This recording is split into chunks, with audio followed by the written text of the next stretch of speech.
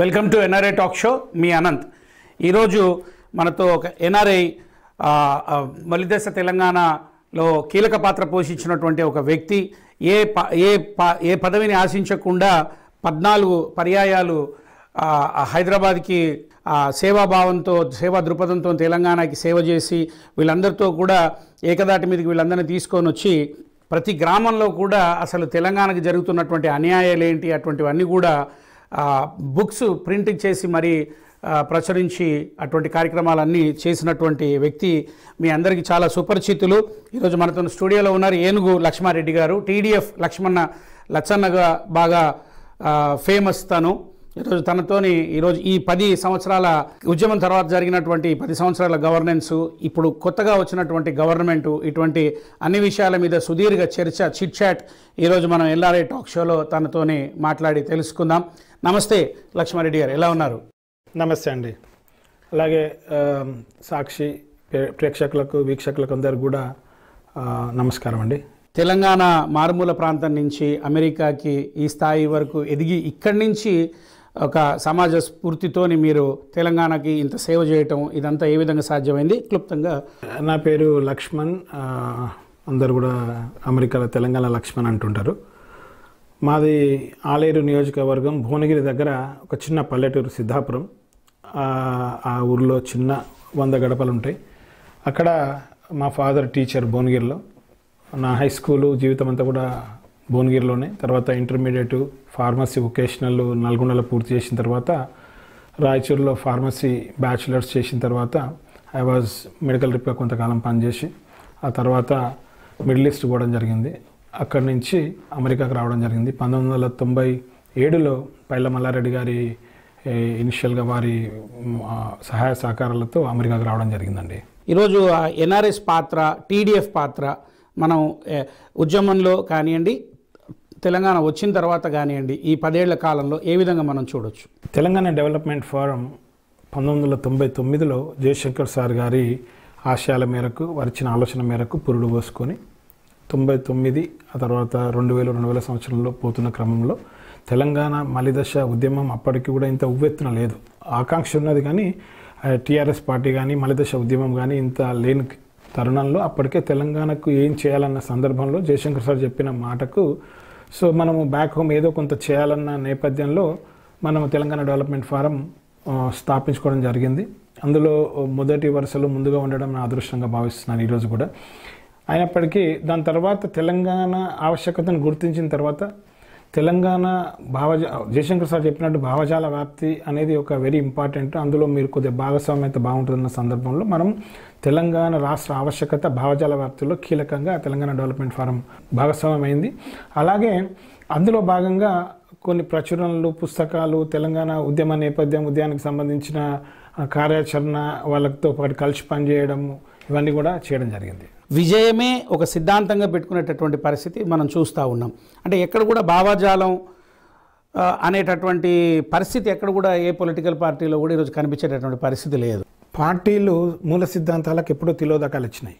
ఎందుకనంటే ఎంతో కాలంగా ఇవన్నీ కూటమిలే తయారైపోయి కూటమిగా అయిపోయి అందరూ ఒకే సమిష్టిగా పోటీ చేస్తున్న సందర్భం, ఎందుకు గెలిపే ముఖ్యంగా పనిచేస్తున్న సందర్భం. అలాంటప్పుడు మనం సిద్ధాంతాలు, పార్టీలు ఇవన్నిటికి కూడా దేనికి కూడా, ఎందుకంటే మనుషులు కూడా ఈ పార్టీలు ఉన్నారు, రేపు ఇంకో పార్టీలు ఉంటున్నాడు, ఎల్లుండి ఇంకో పార్టీలు ఉంటున్నాడు. 3 రోజులలో 3 పార్టీలు మార్చిన నాయకులు ఉన్నారు మనకు. అందుకే ఏంటంటే ఇంత మనం చెప్పుకుంటున్న కమ్యూనిస్ట్ పార్టీలు, కాంగ్రెస్ పార్టీలు, భారతీయ జనతా పార్టీలు ఇవన్నీ కూడా ఈరోజు వాళ్ళ మూల సిద్ధాంతాలకు కట్టుబడి లేవండి. ఎందుకంటున్నానంటే ఎప్పుడైతే కూటమిగా ఏర్పడ్డామో అప్పుడే ఈ సిద్ధాంతాలన్నిటి కూడా పార్టీలు తిలోదకాలు ఇచ్చేసినాయండి. ఇది చాలా స్పష్టం.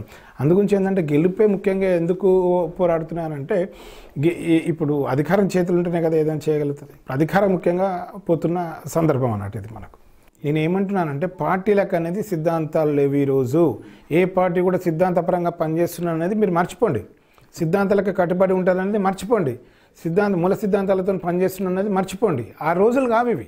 ఈరోజు జిస్కా హాత్మ లకడి ఉస్కా భాయన్స్ అంటే ఎవరి చేతిలో కట్టే ఉంటుందో వాందే బర్రే.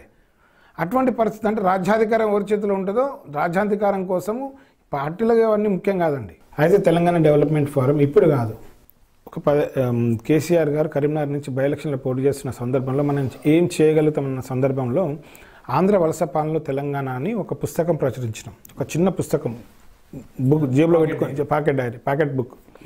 అందులో చాలా స్పష్టంగా తెలంగాణ ఉన్న వ్యవస్థలు, సంస్థలు కానివ్వండి, స్కూల్స్ కానివ్వండి, హాస్పిటల్స్ కానివ్వండి, ప్రతి ఒక్కటి కూడా ఇక్కడ నీళ్లు కానివ్వండి ఏం జరుగుతున్నదని చాలా స్పష్టంగా అందులో ప్రచురించి జనాలకు తీసుకుపోవడం జరిగింది, ప్రజలకు. దానివల్ల ఆ రోజు చాలా వెరీ బిగ్ ఇంపాక్ట్. 1,00,000 ప్రచురణలు వేయించినాం. తెలంగాణ డెవలప్మెంట్ ఫోరం నుంచి ఆంధ్ర వలస పాలన తెలంగాణ అనేది ఒక పుస్తకం వేయించి దాన్ని ప్రజలలో ఇవ్వడం వల్ల, ఇది మనమన్నది కదా, ఆ రోజు కేసీఆర్ గారు బై ఎలక్షన్లో గెలిచిన తర్వాత కూడా దీని ప్రభావం చాలా ఉందని గుర్తించిన సందర్భం. అంటే నేను ఏమంటున్నా, మీరు ఒకసారి డిస్క్రిమినేషన్ వచ్చింది అనుకోండి, డిస్క్రిమినేషన్ వచ్చిన తర్వాత ప్రజలను మనము ఆపలేం. చైతన్యం చేసినాము, అందులో భాగంగా అది జరిగింది. మనము ఏ దిశనైతే తెలంగాణ రాష్ట్ర సాధన కావాలని అనుకున్నామో తెలంగాణ రాష్ట్ర సాధన ఏర్పడ్డది. 4 రోజులు పవర్ కట్టు, 2 రోజులు తెలంగాణ బంద్, 6 రోజులు ఈరోజు medium scale industries, small scale industries, చిన్న ఇండస్ట్రీస్ అన్నీ కూడా చిన్న ఫ్యామిలీస్, ఇటువంటి చిన్న ఇండస్ట్రీస్ మీద డిపెండ్ అయ్యి ఉండేటటువంటి వాళ్ళందరూ కూడా సఫర్ అయ్యారు. అన్యాయం జరుగుతుందనే కదా ఈ మలిదశ ఉద్యమం అంత ఉవ్వెత్తున వచ్చింది.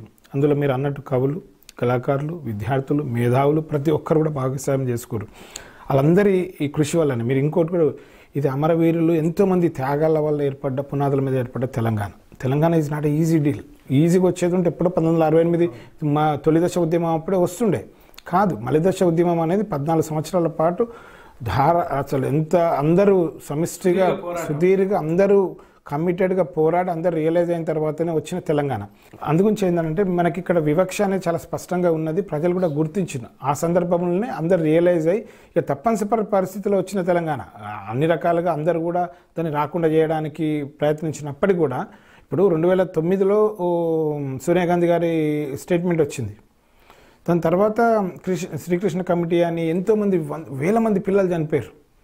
అయితే నేను అనేది ఏంటంటే తెలంగాణ వచ్చిన తర్వాత కూడా వీళ్ళందరికీ న్యాయం జరగలేదు అనేటటువంటిది మీరు ఒప్పుకుంటారా? అప్పుడు తెలంగాణ రాకముందు ఏంటంటే ఉద్యోగాలు అటు పోతున్నాయి, నీళ్ళు అటు పోతున్నాయి, నిధులు అటు పోతున్నాయి. ఇవన్నీ ఈ 3 ముఖ్యమైన విషయాలు, నీళ్లు, నిధులు, నియామకాలు మనకు సరైన భాగస్వామ్యం రావట్లేదు అనేది చాలా స్పష్టంగా ప్రజలకు తీసుకుపోయారు. ప్రజలు అర్థం చేసుకున్నారు.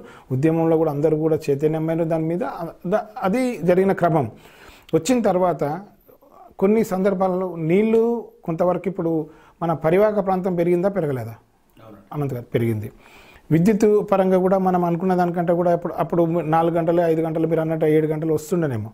అంటే మిగిలిన విద్యుత్ తెలంగాణకు లేక కాదు, పొలిటికల్ బైఫర్కేషన్ జరిగినప్పుడు ఫండ్స్ కానివ్వండి. బైఫర్కేషన్ అంటలే నేను, తెలంగాణ రాకముందు విద్యుత్ ఇక్కడ తెలంగాణ ప్రాంతానికి సరిగ్గా ఇస్తలేరు అంటున్నా నేను. మన వనరులు మనం తీసుకున్నప్పుడు, మన రిసోర్సెస్ మనం వాడుకున్నప్పుడు, మన డబ్బులు మనకు ఉన్నప్పుడు, మనకు ఏవి కావాలన్నా, విద్యుత్ కావాలన్నా, నీళ్లు కావాలన్నా, నిధులు కావాలన్నా, ఉద్యోగాలు కావాలన్నా మనం చూసుకుంటాం కదా. అది జరిగిన పరిణామం.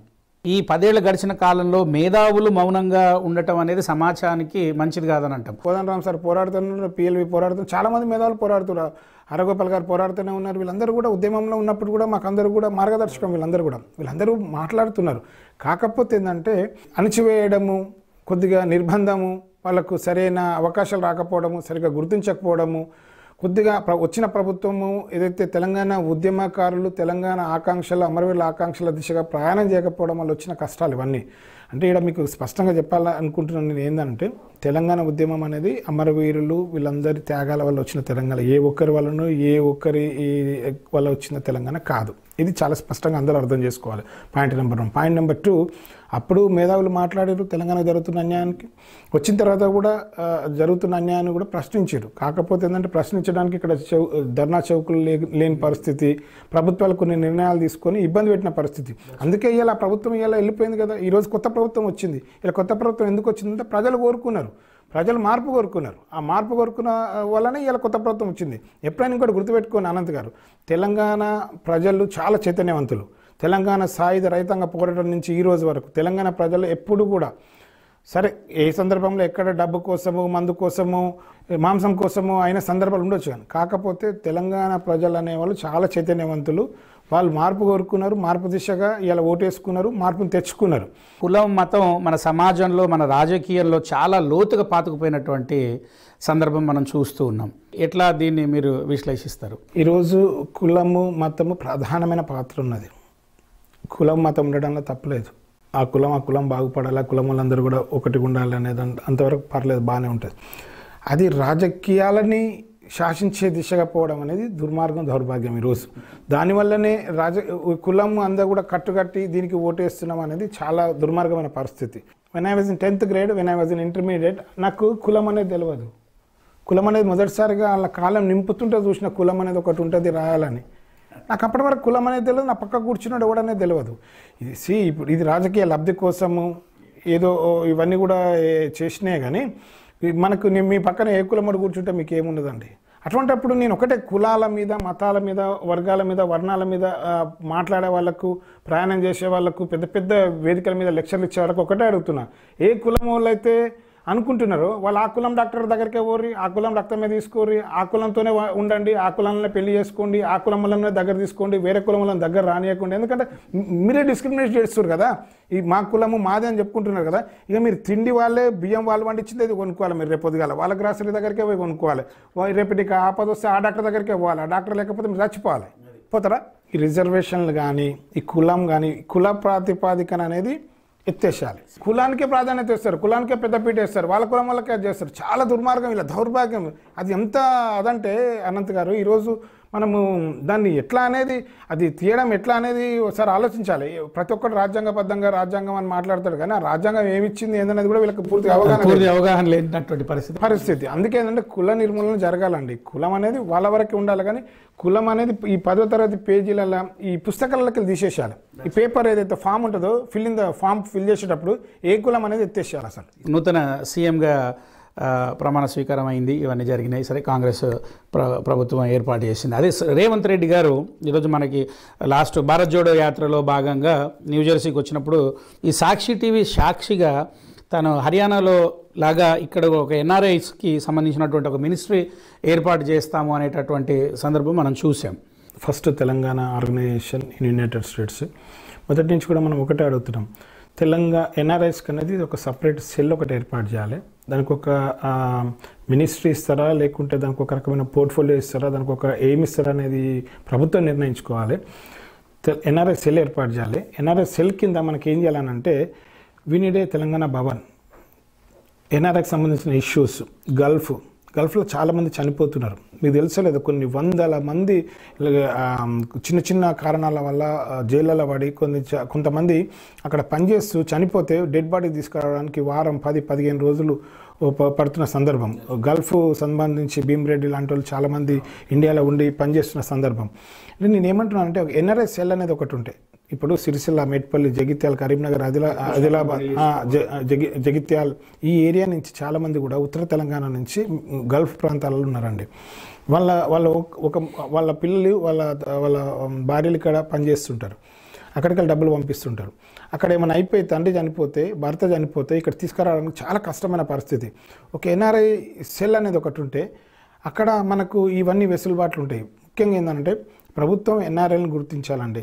ఎన్ఆర్ఐల చేసిన సాక్రిఫైస్, ఎన్ఆర్ఐల పాత్ర తెలంగాణ రాష్ట్ర సాధనలో అందరూ గుర్తించి వాళ్ళకి ఎన్ఆర్ఎస్ సెల్ ఏర్పాటు చేసి ఒక తెలంగాణ భవన్ ఏర్పాటు చేయాలి. ఇప్పుడు పుచ్చలపల్లి సుందరయ్య గారికి ఒక భవన్ ఉన్నది ఇక్కడ మన బాగలింగంపల్లిలో. అట్లా ఏంటంటే ఎన్ఆర్ఐకి సంబంధించిన మనకు వాళ్ళ హిస్టరీ, వాళ్ళ హెరిటేజ్ కూడా ప్రొటెక్ట్ చేసుకోవడానికి, వాళ్ళకి సంబంధించి చేసుకోవడానికి ఒక ఎన్ఆర్ఐ భవన్ అనేది కావాలండి. దానికి సంబంధించి ఒక ఐఏఎస్ ఆఫీసర్ ఉండాలి. ఎందుకనంటే ఎన్ఆర్ఐస్ ఎంత డబ్బులు పంపు చేస్తారో తెలుసా అండి మీకు?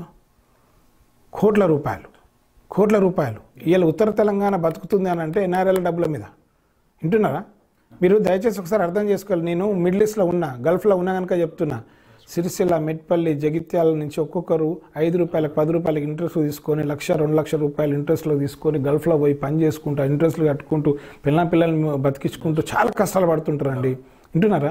ఇది మీరు అర్థం చేసుకోవాలి అనంత్ గారు. ఎందుకనంటే దిస్ ఇస్ ఎన్ఆర్ఐ అనేది వెరీ ఇంపార్టెంట్. ఎన్ఆర్ఐకి ఒక మినిస్ట్రీ ఉండాలి. ఇది ఎవరు కూడా గుర్తిస్తలేరు. ఎన్ఆర్ఐ అని అంటే ఏదో చులకన బాగుంది ఇప్పటికి కూడా. మీరు కేరళలో చూడండి, ఎన్ఆర్ఐస్కు ఒక పాలసీస్ ఉంటాయి. అదే కాకుండా ఇప్పుడు అమెరికా లాంటి, ఆస్ట్రేలియా లాంటి దేశాలల్లో మనం చాలా అనుభవంగా, చాలా విషయాలలో పరిజ్ఞానంతో మనకు ఒక అవగాహన ఉంటుంది. ప్రభుత్వం తయారు చేసే పాలసీస్, ప్రొసీజర్స్ కూడా ఎన్ఆర్ఐలని భాగస్వామ్యం చేయాలి. అది వెరీ ఇంపార్టెంట్. వింటున్నా అనంత్ గారు? ఎందుకు? మన అనుభవం, మనకున్న నేపథ్యం, మనకున్న ఎక్స్పీరియన్స్ ఇవన్నిటిని కూడా తీసుకొని పోయి అక్కడ ఏదైతే మనం అనుకుంటున్నామో మనకి ఏదైతే బ్యాక్ హోమ్ చేయాలని అనుకుంటున్నామో ఇవన్నీ కూడా ఇంప్లిమెంట్ చేయడానికి భాగస్వామ్యం చేయాలి ప్రభుత్వాలు. గతంలో నేను ఒక ఇండివిజువల్గా ఒక లక్ష్మణ్గా చాలా సందర్భాలలో మనము గత ప్రభుత్వాలని అడగడం జరిగింది. కాకపోతే ఏంటంటే వాళ్ళు విస్మరించారు, మనకు దగ్గర రానియలేదు, కొన్ని సందర్భాలలో మనము అది అయిపోయినాం, విసిగిపోయినాం, అందుగురించి ఏం చేయాలి. కానీ ఇప్పుడు వచ్చిన కొత్త ప్రభుత్వం తప్పకుండా ఎన్ఆర్ఐ మినిస్ట్రీ ఒకటి ఏర్పాటు చేయాలి. దాని కింద ఎన్ఆర్ఐ సెల్ ఒకటి ఏర్పాటు చేసి అందులో కొంతమందిని ఎవరు ఎన్ఆర్ఐలను అందులో భాగస్వామ్యం చేయాలి, పెట్టాలి. పెట్టిన తర్వాత వాళ్ళకి ఒక ఎన్ఆర్ఐ భవన్ ఒకటి పెట్టాలి. పాలసీ ప్రొసీజర్స్లో వాళ్ళని భాగస్వామ్యం చేయాలి. సాక్షిగా రేవంత్ రెడ్డి గారు ఒక మాట ఇచ్చారు ఎన్ఆర్ఐస్కు. ఏమి ఇచ్చారు? హర్యానా తరహాలో మనం సపరేట్ మినిస్ట్రీ ఏర్పాటు చేస్తాము. కాంగ్రెస్ ప్రభుత్వం వస్తే గుర్తుపెట్టుకోండి, కాంగ్రెస్ ప్రభుత్వం వస్తే హర్యానా తరహాలో మనం కూడా ప్రత్యేక మినిస్ట్రీ ఉన్నారు. మీరే సాక్షులు. నేను అది ఈరోజు ఒక ఎన్ఆర్ఐగా, ఒక తెలంగాణ డెవలప్మెంట్ ఫోరం, ఒక తెలంగాణ ఉద్యమకారునిగా నేను ఈరోజు ఒక ఎన్ఆర్ఐగా నేను రేవంత్ రెడ్డి గారిని ఒక డిమాండ్ అనుకోండి, ఒక ఆవేదన అనుకోండి, ఒక మెమరాండం అనుకోండి, మీరేమని అనుకోండి, సాక్షి టీవీ ప్లాట్ఫామ్ గా ఆయన చూస్తే ఖచ్చితంగా ఆయనకి ఇన్ఫర్మేషన్ పోవాలని రేవంత్ రెడ్డి గారు డెఫినెట్ గా అనంత్ గారు రేవంత్ రెడ్డి గారు ఇచ్చిన మాట నిలబెట్టుకోవడంలో ఉంటాడని నాకు దగ్గరగా ఉన్న పరిచయాల వాళ్ళను ఈ మాట ముఖ్యంగా ఎన్ఆర్ఐల కోసం నిలబెట్టుకుంటాడని ఆశిస్తాం. అంటే తెలంగాణ ప్రాస్పెక్టివ్లో గత ప్రభుత్వంలో ఎటువంటి ఫెయిల్యూర్స్ మనం చూసాము, కొత్త గవర్నమెంట్లో ఏ విధమైనటువంటి ఎక్స్పెక్టేషన్స్ ఎన్ఆర్ఐస్కి కానివ్వండి, తెలంగాణ ప్రజలకు కానివ్వండి ఉన్నాయని మీరు అనుకుంటున్నారు? తెలంగాణ రాష్ట్ర సమితి ఏదైతే తర్వాత భారత రాష్ట్ర సమితి ఏదైతే అయిందో, భారత రాష్ట్ర సమితి కంటే పథకాలు గొప్పగా ఎవరు తీసుకురాలి. ఇప్పుడు వచ్చిన పథకాలు కేసీఆర్ గారు పెట్టిన పథకాలకు కుడియడమని కాంగ్రెస్ తీసుకొచ్చిన పథకాలు కూడా 6 గ్యారంటీలు కూడా మీరు ఒకసారి చూడండి. వాళ్ళు 200 ఇస్తా అంటే 4000 ఇస్తా అంటే పథకాల పరంగా పథకాల వల్ల ఈ తెలంగాణ ప్రజలు మార్పు వచ్చిందని అనుకుంటున్నాను. వింటున్నారా? మార్పు జరిగింది ఒక పథకాల వల్లనే కాదు.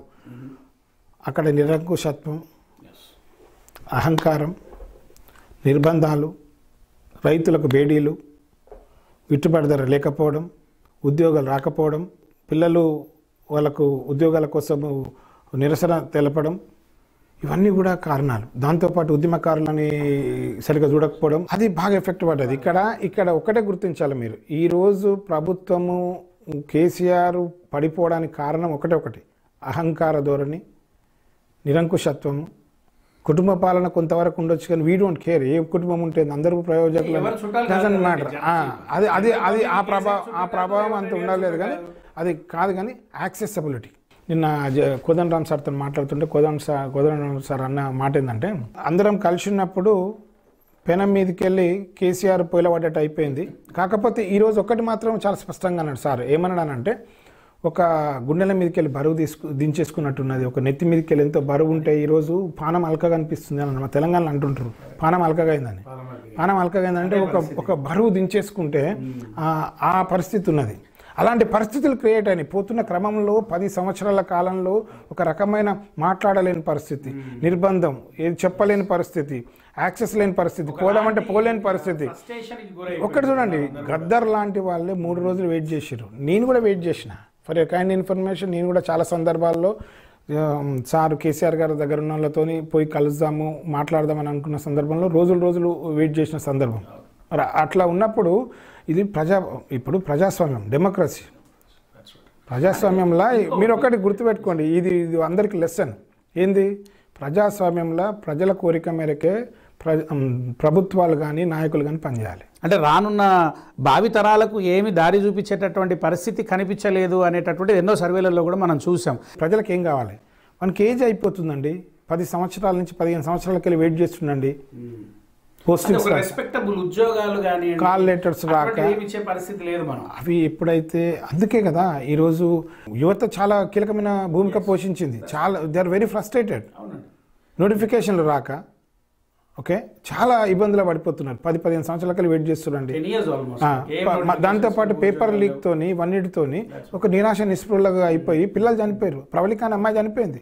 ఎప్పుడైతే తెలంగాణ ఏర్పడిన తర్వాత I got an opportunity to visit assembly and అది ఆడికి పోతే ఎవరైతే ఉద్యమంలో మనం తిట్టినామో, ఎవరైతే ఉద్యమంలో ఎవరి మీద కొట్లాడినామో, ఉద్యమంలో ఎవరితోనైతే మనము అవమానాలకు గురైనామో ఉద్యమంలో ఎవరైతే మనల్ని నెట్టేసిర్రో తిట్టిర్రో కోప్పడ్డారో వాళ్ళు మీరైతే తెలంగాణ వచ్చినాక మీ సంగతి చెప్తామని మనం ఎప్పుడైతే అన్నామో వాళ్ళే తెలంగాణలో మంత్రులుగా ఉంటే నేను పోయి ఏమని అడుగుతాం వాళ్ళని అక్కడ మనసు ఇరిగిందండి. మీరు ఏమన్నానండి ఎప్పుడైతే తెలంగాణ ఉద్యమకారుడు వాడిని కొట్టించినోడు వాడిని జైల్లో పెట్టినోడు వాని మీదకి పరిగెత్తినోడు వాని ఇబ్బందులు పెట్టినోడు వాడిని ఉంచినోడు వాని మీద కట్టెపట్టుకొని పరిగెత్తినోడు తుపాకీ తీసినోడు మంత్రి పదవిలో ఉంటే ఏ మకం పెట్టుకొని మనం తెలంగాణలో మనము పోతాం. రెండోది ఏంటంటే కోదండరామ్ సారు ఇల్లు అర్ధరాత్రి బద్దలు కొట్టి అరెస్ట్ చేయడం అనేది ఇక దుర్మార్గం. అది ప్రజాస్వామ్యంలో ప్రజలకు మాట్లాడే గొంతుకు ఉండాలి. ఆ గొంతుకు నొక్కేస్తే ధర్నా చౌక్ ఎత్తేస్తే మనం ఏం మాట్లాడతాం? ఇక ఈరోజు మీరు అందరూ అనుకున్నట్టు కాంగ్రెస్కి ఏదో ఊపు వచ్చేసింది, కాంగ్రెస్ ఏదో గొప్పగా ప్రజలలో పోయి చెప్పుకున్నది చేసింది అనే దానికంటే కూడా ఇందులో ఇండివిజువల్ ఒక రేవంత్ రెడ్డి కష్టం అనేది ఉన్నది. అది మనము కాదనలేము. అదొక్కటి పక్కకు పెడితే ఇక్కడ గవర్నమెంట్ మీద యాంటీ ఇన్కంబెన్సీ ఓటు ఇది మరి చాలా జాగ్రత్తగా వినండి మీరు. ఆ ఓటు బ్యాంకు బండి సంజయ్ పోతున్న క్రమంలో ఉవ్వెత్తున ఉద్యమం ఆయన ప్రజలకు పోతున్న క్రమంలో భారతీయ జనతా పార్టీకి ఒక మంచి అవకాశం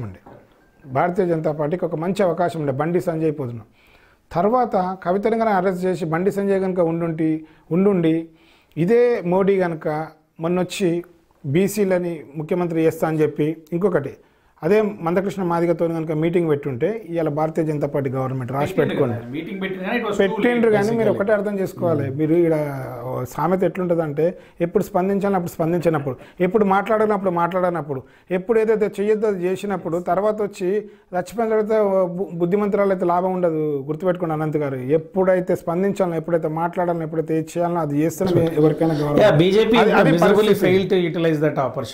ప్రజలు ఈ అహంకారాన్ని తీసుకోలేని పరిస్థితి. ఒక ఓట్ బ్యాంక్ అయితే ఒకటి రిజర్వ్ అయింది. అది ఏ దిశగా పోతుందని తెలియని పరిస్థితి.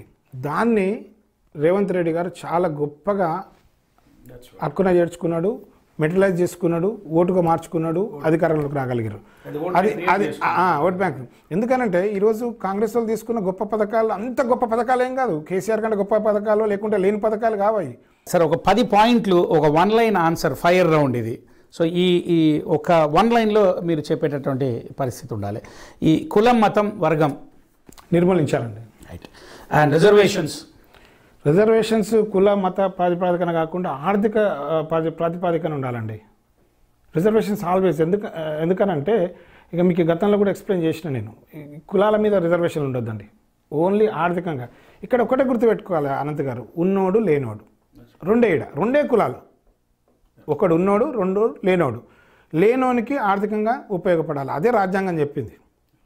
దాన్ని మనం వక్రీకరించి ఎన్నో రకాలుగా ఎన్నో చెప్తారు. కానీ ఇక్కడ రిజర్వేషన్ అనేది బీదలకు రావాలి. అది ఏ వర్గంలో ఎక్కడైనా ఉండనండి, మైనారిటీయా, కులమా, మతమా, వర్గమా, ప్రాంతం అనేది కాదు. రాజకీయ పార్టీలు నాయకులు ట్రాన్స్పరెన్సీ ఉండాలండి. అంటే ప్రజల అభిష్టానికి మేరకే పనిచేయాలి రాజకీయ నాయకులు. పార్టీలు కూడా ఏదైతే ప్రజలు కోరుకుంటుండో అదే దిశగా పనిచేయాలి. సొంత ప్రయోజనాలు తగ్గించాలండి. మేధావులు, కవులు, కళాకారులు ఒక ప్రశ్నించే గొంతుకు ఉండాలి. వీళ్ళు ఒక ప్రశ్నించే గొంతుకునే మిగలాలి. కానీ వీళ్ళు that's what I expect from ఎందుకంటే ప్రజల ఒక సమస్యలని ప్రజలను చైతన్యం చేయడంలో ప్రజల గొంతుగా ఉండాలి వీళ్ళంతా. ఎలక్షన్ కమిషన్ పూర్తిగా ప్రక్షాళన జరగాలండి. నేను గతంలో కూడా చెప్పినాను, నాకు have a lot of concerns about the election commission. పూర్తి ప్రక్షాళన జరగాలి. ఒక ఓటు యొక్క ఆవశ్యకతని, ఓటు యొక్క గొప్పతనాన్ని, ఓటు యొక్క ఇంపార్టెన్స్ని 18 ఏళ్ళలో వచ్చిన ప్రతి ఒక్కరికి కూడా నేర్పగలగాలి. నేను ప్రతిజ్ఞ చేయాలని చెప్పించిన. ఓటు ఇచ్చే కంటే ముందు నువ్వు ప్రతిజ్ఞ చేయాలి. ఏమని ప్రతిజ్ఞ చేయాలి? నేను డబ్బుకు కానీ, మందుకు కానీ, కులానికి కానీ, మతానికి కానీ, లేకుంటే నా బంధువు వర్గానికి కానీ ప్రలోభపడి నేను ఆ ఓటు నువ్వు వినియోగించానని ప్రతి ఒక్కరిని 18 ఏళ్ళు వచ్చిన అందరితో ప్రతిజ్ఞ చేయాలి. ఓటు సెరమనీ పెట్టాలి, ఓటర్ కార్డు ఇవ్వాలి. అది నేను కోరుకునేది. ఎలక్షన్ కమిషన్ ఇలా ఎలక్షన్లు అయిపోయినాయి కదా అని 5 ఏళ్ళ వరకు కనిపించకుండా పోవడం సమంజసం కాదు.